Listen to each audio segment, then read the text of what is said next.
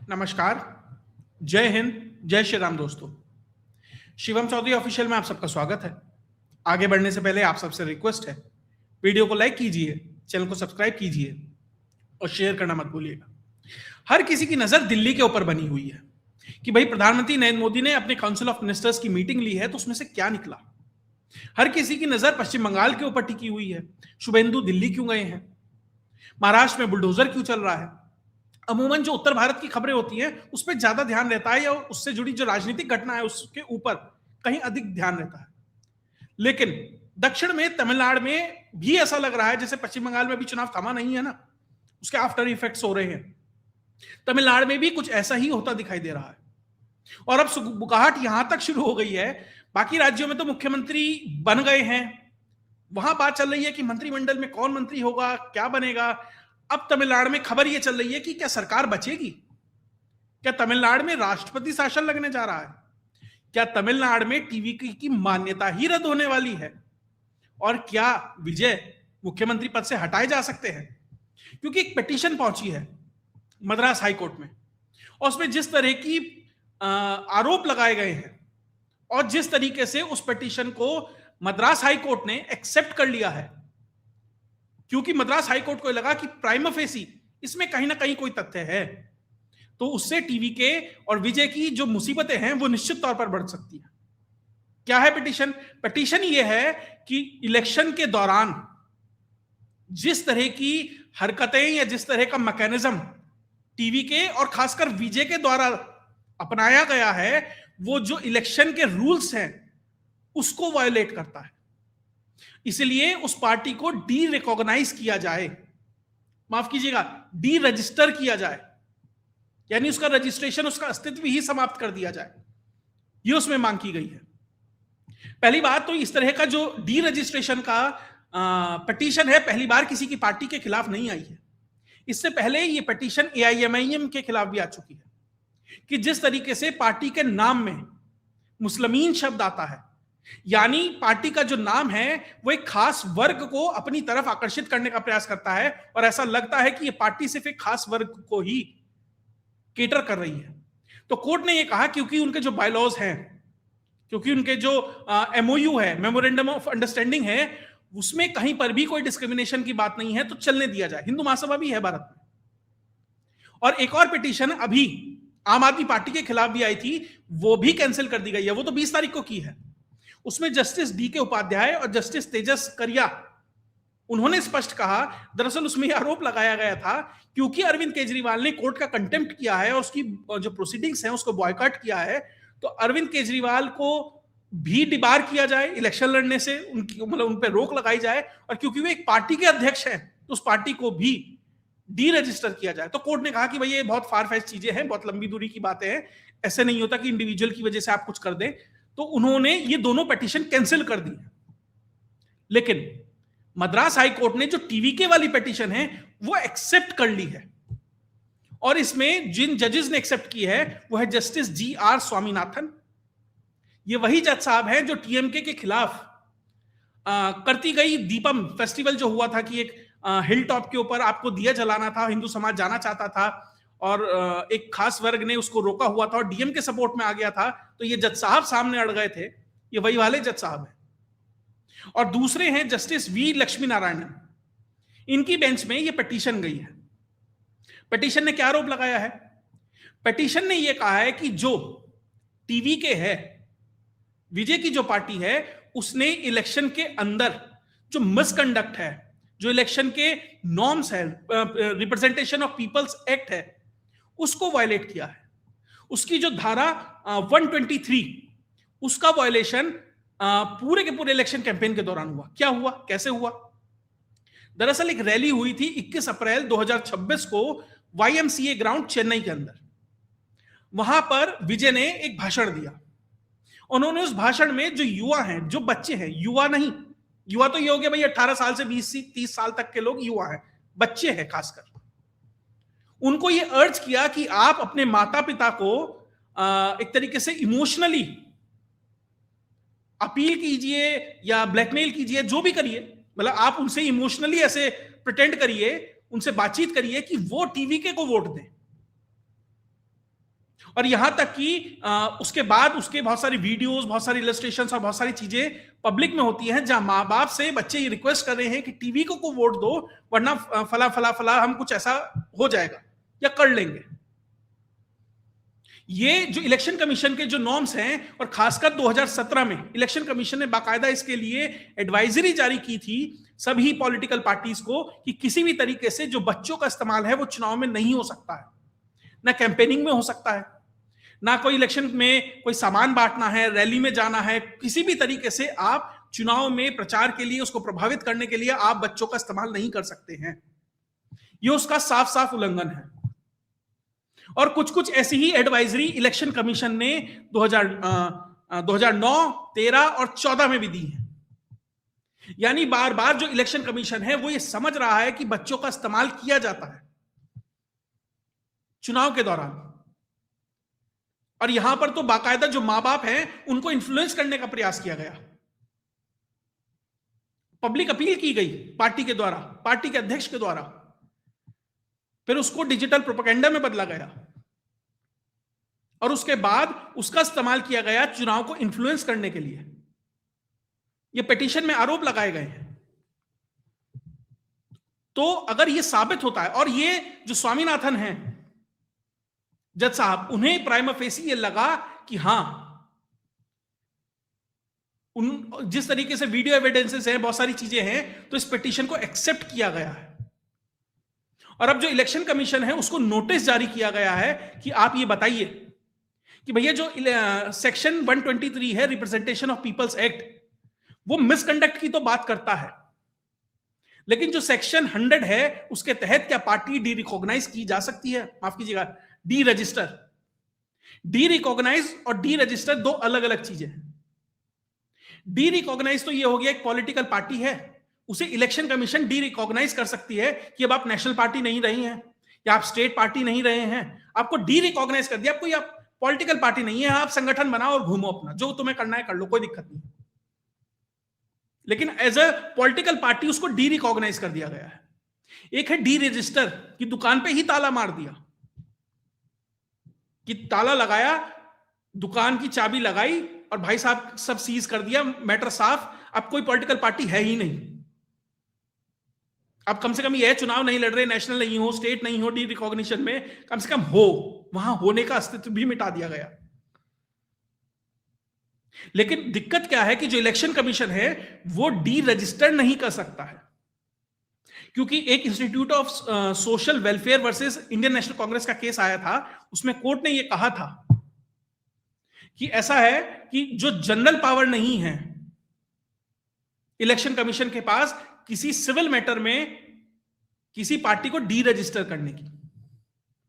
हां, 2-3 ग्राउंड्स हैं कि उसने कोई फ्रॉड किया हो, उसने कोई अनलॉफुल काम किया हो जो उसके मेमोरेंडम में नहीं है। आप जब कोई संस्था बनाते हैं, एनजीओ बनाते हैं, पॉलिटिकल पार्टी बनाते हैं, तो आप एक मेमोरेंडम जमा करते हैं रजिस्ट्रार के यहां या फिर इलेक्शन कमीशन के यहां कि भैया हम इस एजेंडे के तहत अपनी पार्टी चलाएंगे, अपना संगठन चलाएंगे, ये हमारे एजेंडा है। अगर आप उससे बाहर जाते हैं तो आपको हटाया जा सकता है, फ्रॉड करते हैं तो आप हटाए जा सकते हैं, या सरकार ने कोई अनलॉफुल एक्टिविटी होते हुए आप पे बैन लगा दिया, जैसे पीएफआई पे लगा दिया था, तो आपको हटा सकते हैं। इसके अलावा इलेक्शन कमीशन के पास कोई पावर नहीं है। लेकिन यहां पर जो इमोशनल कोर्जन का इस्तेमाल किया गया, इमोशनली आपने उस एंगल को एक्सप्लॉइट किया जो मना है, जो नहीं कर सकते आप। विजय ने सोचा कि भैया मैं तो बहुत बड़ा हीरो हूं, फैन फॉलोइंग है, निश्चित तौर पर है, और उसका इस्तेमाल किया गया। और किसी भी पार्टी के पास कोई भी टूल होता है वो इस्तेमाल करते हैं। बीजेपी के पास है। अब लोग कहते हैं कि भैया बीजेपी हर राज्य में इतने इतने मंत्री, विधायक, सांसद, मुख्यमंत्री उतार देती है, उसके पास है, वो कर सकती है, उसने किया।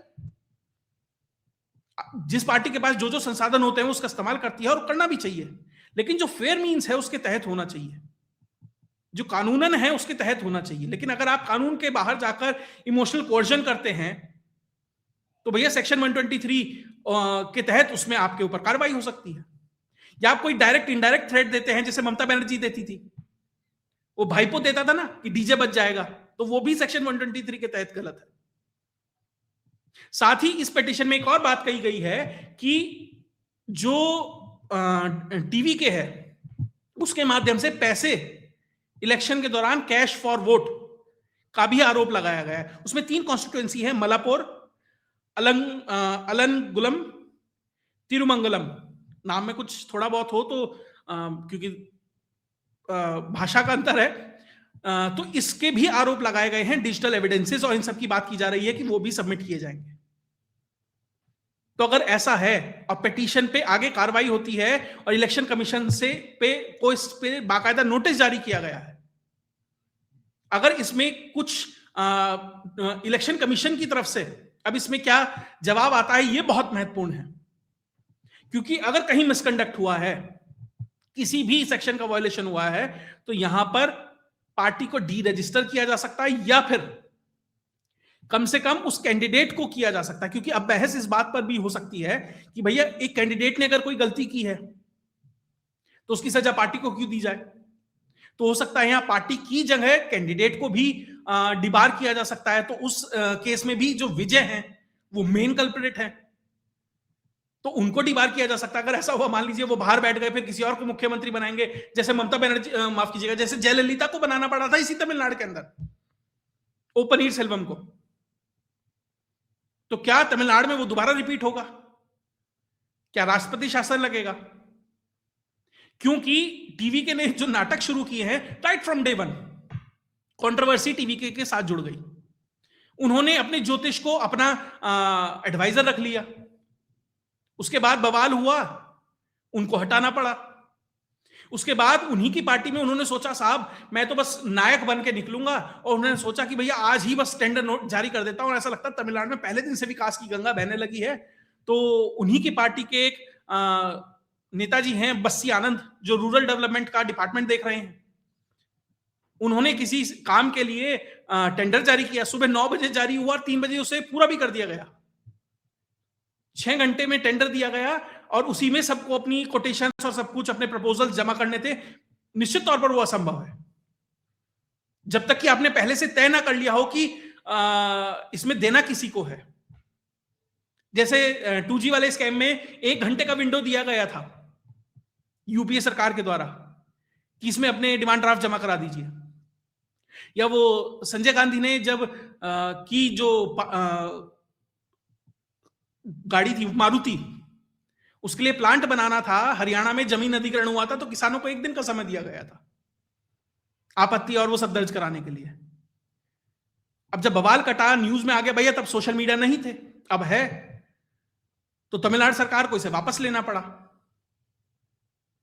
यही टीवी के यही विजय प्रभाकरण को श्रद्धांजलि दे रहे हैं।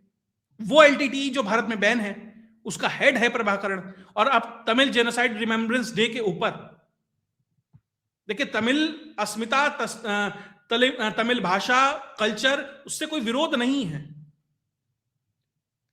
लेकिन अगर कोई भी चीज, कोई भी संगठन देश विरोधी होगा, देश में बैन होगा, देश के प्रधानमंत्री की हत्या करेगा, भले ही उससे हमारी सहमति हो ना हो, जो भी है,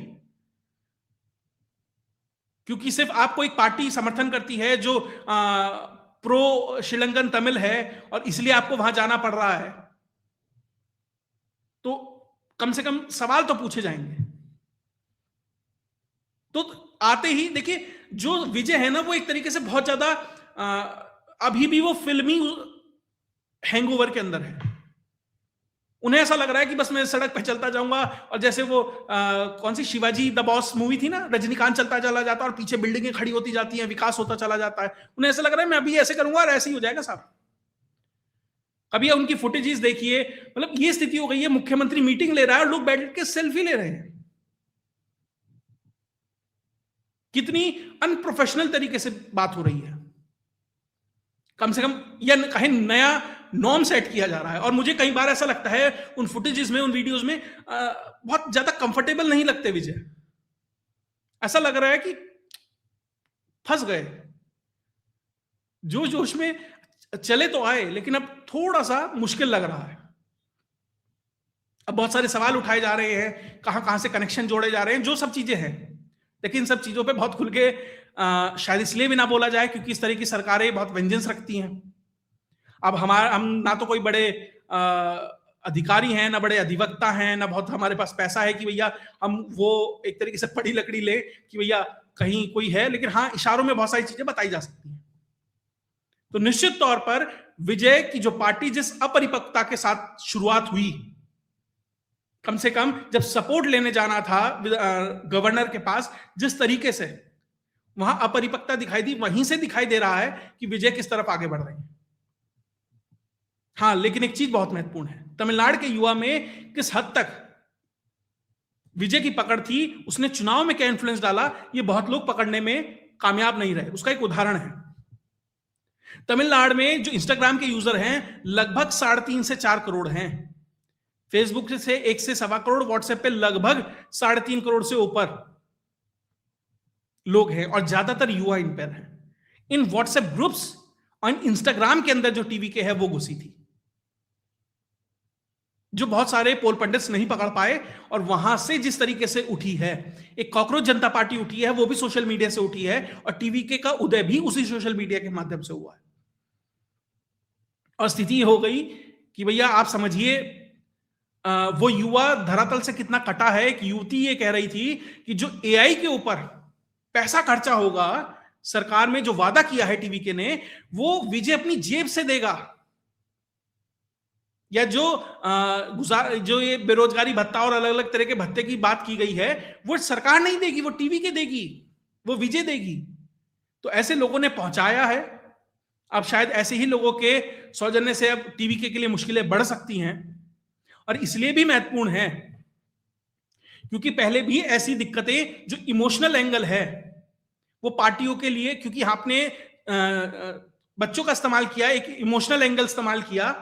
पहले भी ऐसा हुआ है, कांग्रेस ने गाय बछड़ा जो उसका सिंबल था, चुनावी सिंबल, उसको वापस लेना पड़ा था, क्योंकि 1975 में पहले हाई कोर्ट में फिर सुप्रीम कोर्ट में पिटीशन लगाई गई, क्योंकि लोग गाय को माता मानते हैं तो उससे इन्फ्लुएंस होता है, महिलाएं इन्फ्लुएंस होती हैं, तो वो सिंबल वापस लेना पड़ा था। क्या तब डी रजिस्ट्रेशन और ये सब नहीं हुआ था? अब जज साहब तब कैसे नियुक्त होते थे वो सबको पता है, लेकिन इमोशनल एंगल तब भी इस्तेमाल किया गया था, इमोशनल कोर्जन किया गया था। तो क्या वापस से जो इमोशनल कोर्जन है वो वापस से इसमें कहीं मेरिट पर आएगा? क्या होगा? जो भी डेवलपमेंट होगा आपके साथ लेके आता रहूंगा। अगर आपको वीडियो विश्लेषण अच्छा लगा तो वीडियो को लाइक कीजिए, चैनल को सब्सक्राइब कीजिए और शेयर करना मत भूलिएगा। जय हिंद, जय भारत।